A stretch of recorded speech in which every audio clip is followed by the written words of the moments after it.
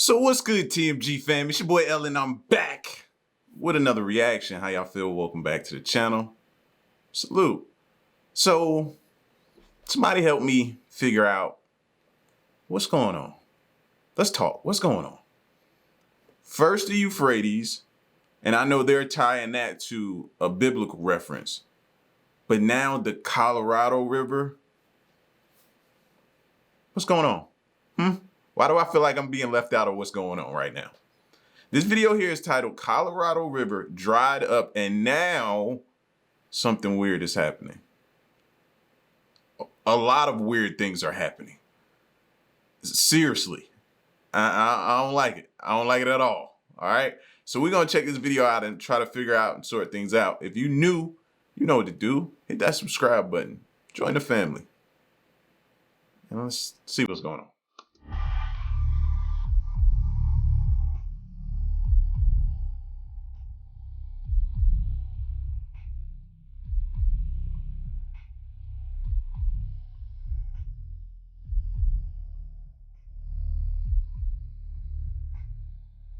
Lake Mead.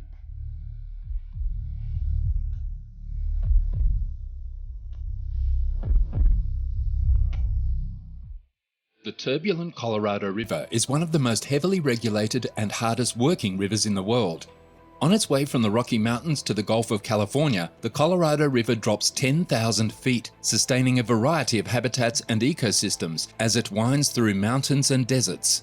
The 1,450-mile-long river and its tributaries flow through parts of 7 states, serving Arizona, California, Colorado, New Mexico, Nevada, Utah, and Wyoming, as well as 30 tribal nations. The river also flows through parts of the Republic of Mexico before reaching the Gulf of California in wet years.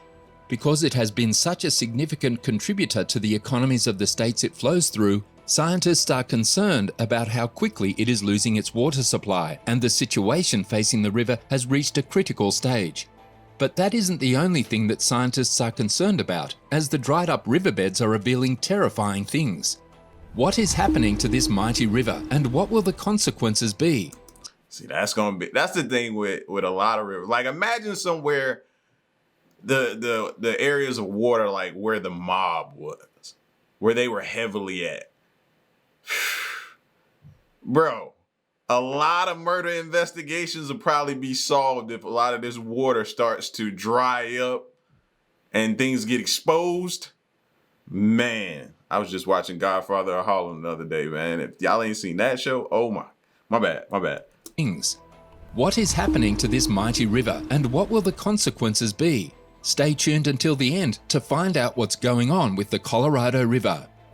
Located in the southwestern United States and northwestern Mexico, the Colorado River is a 2,330-kilometer, 1,450-mile river with its headwaters in the Rocky Mountain National Park in north-central Colorado. The river serves as the primary source of water for a region with little annual rainfall. More than 1,000 years ago, indigenous people in this area used the water from rivers and streams to irrigate their fields. The Colorado River is still used for irrigation today, but it is also used to generate hydroelectric power and supply water to far-flung urban areas. The Colorado River system, including the Colorado River, its tributaries, and the lands that these waters drain, is called the Colorado River Basin or watershed. It drains an area of 637,000 square kilometers, 246,000 square miles, which includes parts of 7 western states as well as Mexico. 3/4 of the Colorado River Basin is federal land, including national forests, parks, and Indian reservations. The total runoff from the drainage basin is approximately 700 cubic meters. Okay, so now we know extremely vital part of this area. You know what I'm saying? So what's causing these things to happen though? That's my question. The total runoff from the drainage basin is approximately 700 cubic meters, 24,700 cubic feet per second. It forms the international border between Arizona and Mexico for 27 kilometers, 17 miles. The Green River is the Colorado River's main tributary, a 730-mile-long artery that begins in Wyoming's Wind River Mountains and winds through Colorado and Utah before joining the Colorado River in Canyonlands National Park in southern Utah.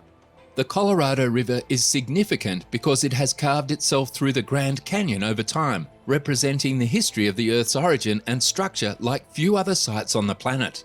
We may learn a lot about the ecology, culture, and history of the Grand Canyon and America as a whole by taking a closer look at this beautiful river.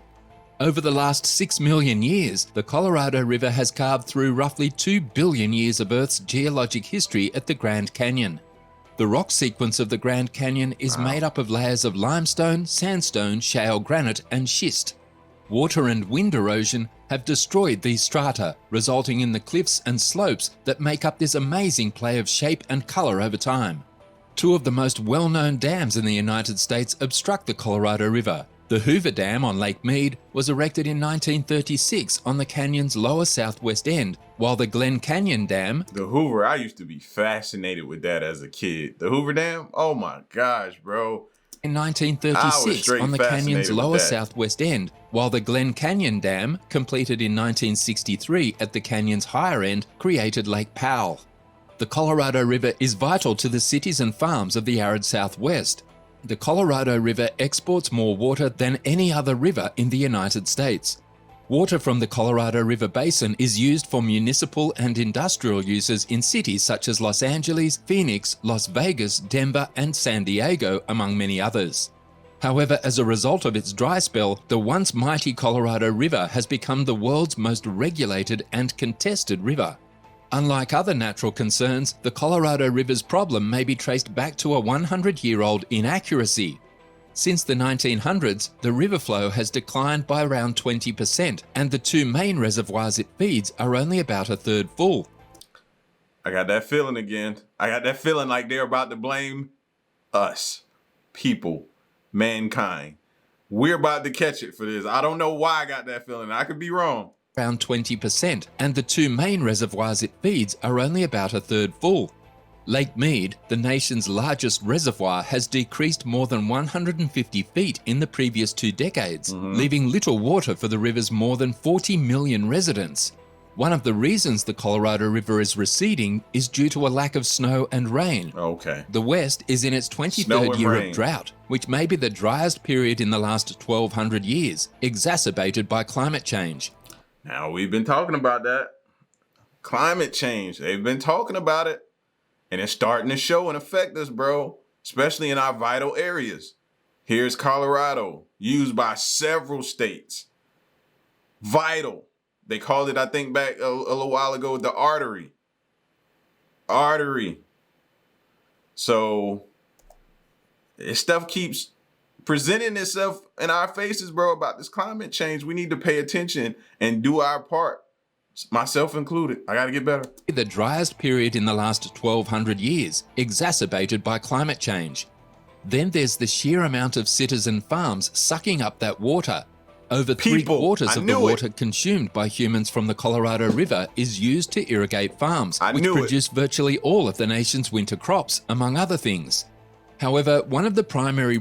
I knew it. Us, people. We're always in it, bro. We got to do better. Reasons the Colorado River is drying up has to do with math, bad math, which is why it's necessary to pay attention in class.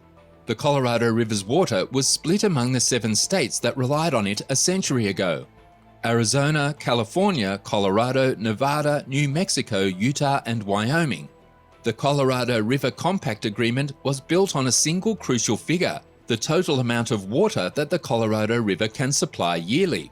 Despite the finest research available at the time, officials believed that the river could provide roughly 20 million acre-feet per year. That sum was substantially too high, meaning that officials pledged water to states that did not exist. We should have been at the top of the list instead of climate change. How are we off by that much? How are we too high? Who did this? Why did you... Human error, bro. Human error is the cause. Climate change is aiding it, but I had that feeling that it was us. Substantially too high, meaning that officials pledged water to states that did not exist. It imagined a Colorado River greater than nature could deliver. The river's situation in the 21st century is inescapable since its important decisions were made by water management and politicians who rejected existing science at the time.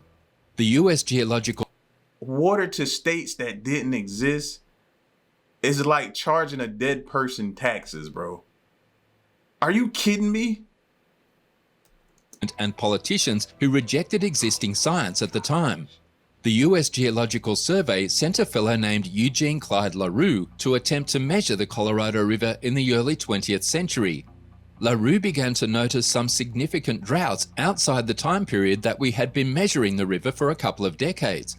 He concluded in a 1916 paper that the river experiences severe droughts on timescales ranging from 10 to 20 to 50 to 100 years, and that it does not simply remain wet and full. The Colorado River Compact negotiators used this information to figure out how to divide the river and who receives what. They needed science, but they worked together to solve the problem without LaRue, so they benched him and ignored his scientific findings about severe droughts. Instead, the negotiators looked at a far more recent period of time that had an exceptionally high amount of precipitation. They stated that there was enough water in the river to sustain all of these farms and communities. Because it was inconvenient for them, they just ignored the science. Negotiators believe. Now, I know a lot of people's thinking like, okay, so easy fix, right? We cut off our usage, stop using it. It's not that easy. It's not. Why? Because we've probably become so dependent on it now that we can't stop. How did we get ourselves in this type of jam? Believed in and worked with up to 20 million acre-feet of river water flowing each year. LaRue's estimate was closer to 15 million, but we now know it is only 12 million, owing in part to climate change. The disparity is the root of all the problems that are occurring on the river. The Colorado River's water levels have dropped to their lowest point in a century. Scientists are concerned that in the next years, the reservoirs into which the river feeds will reach dead pool levels. When this occurs, the water level is too low to allow water to flow downstream from a dam or to run turbines to generate energy. And now I feel like they're using climate change now as just a cover-up. Oh, it's climate change. No, it's us. Us and our bad calculation. And it ain't like we could just stop and say, okay, we'll give time for it to snow, rain, melt, and all that type of stuff like that to kind of build itself back up. But again, like I said earlier, we're probably way too dependent now. Now, that's like cutting off a limb. No, we probably can't do that. To allow water to flow downstream from a dam or to run turbines to generate energy. Aside from the reservoirs being crucial for the provision of water in the surrounding area, the generally accepted level for this to occur is 895 feet. The river and its tributaries also provide habitat for more than 70% of the region's fauna, including birds. The river's future is bleak. At Lake Mead's edge, you can see lines in the rock walls as distinct as bathtub rings, showing that the water level is much lower than it ever was. 130 feet lower, in fact, since 2000. According to state water officials, several of the reservoirs fed by the river will never be full again. Climate change, according to geoscientists, would likely diminish the river's flow by 5 to 20% during the next 40 years. It's not good. Less precipitation in the Rocky Mountains implies less water to begin with, making droughts more severe, and higher overall air temperatures cause more water evaporation, resulting in lower water levels. The river has come to symbolize what happens when we ask too much of a finite resource. It vanishes. In truth, the Colorado River no longer regularly reaches the sea. Invasive plant species such as salt cedar and cattails have completely taken over the delta, which was once covered in woods, but is now a scene of apparently unending mudflats. And as a result of the lack of fresh water in the Gulf of California, populations of shellfish, shrimp, and waterfowl have significantly decreased. While the environmental consequences of the Colorado River drying up are significant, the finds emerging from the riverbed are startling. Take, for example, the land beneath Lake Mead. Between May and August, the remains of 5 people were discovered in the lake's dried-up parts. The Clark County Medical Examiner collected the bones after U.S. National Park Service rangers reported human skeletal remains in Lake Mead near Colville Bay. The remains were collected to identify the victim and to determine a cause of death. Well, hopefully the families of these victims will get some closure. You know what I mean? I'm trying to find a silver lining in this, but this is bad.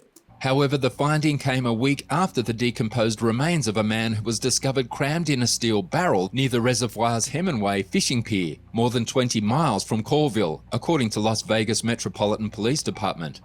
Police suspected homicide and that the person was killed in the 1970s based on their attire and footwear. However, there was no reason to suspect foul play in the case of the second body in Coralville. The terrible find was discovered by two sisters, Lindsay and Lynette Melvin, who said they were paddleboarding on the lake because the water was too shallow for snorkeling due to the Colorado River drying up.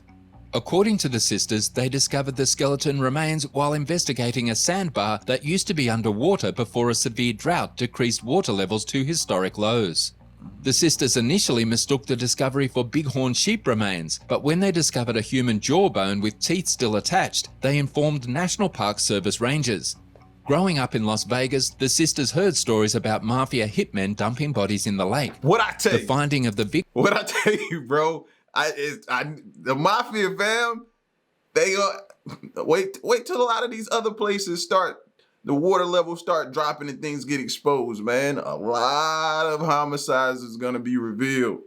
The sisters heard stories about mafia hitmen dumping bodies in the lake. The finding of the victims, particularly the man found in the barrel, has revived such stories, according to Jeff Schumacher, a mob historian and vice president of exhibits and programs at the Mob Museum in Las Vegas.